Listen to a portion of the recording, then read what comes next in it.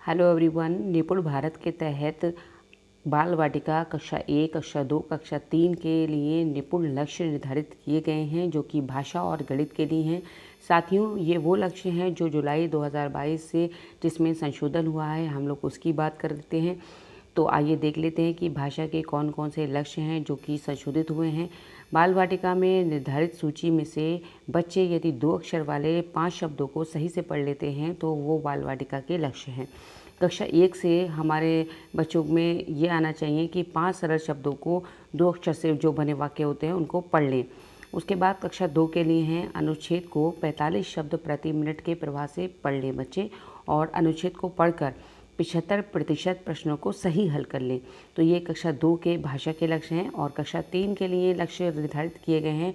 यदि बच्चे अनुच्छेद को 60 मिनट प्रति मिनट की प्रवाह से पढ़ लेते हैं और उसी अनुच्छेद को पढ़कर 75% प्रश्नों को सही हल कर लेते हैं तो ये कक्षा 3 के लिए भाषा के लक्ष्य हैं।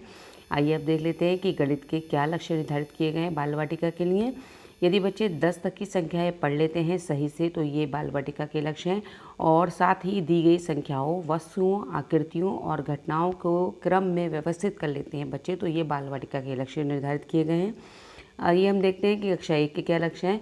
यदि बच्चे एक अंकीय जोड़ एवं घटाव के 75% प्रश्नों को सही हल कर लेते हैं तो वो कक्षा 1 के निर्धारित लक्ष्य के अनुरूप हैं। और कक्षा 2 के लिए यदि बच्चे जोड़, योग यानी कि 99 तक और घटाव 2 अंकीय के 75% प्रश्नों को सही हल कर लेते हैं तो ये कक्षा 2 के निर्धारित लक्ष्य के अनुरूप हैं।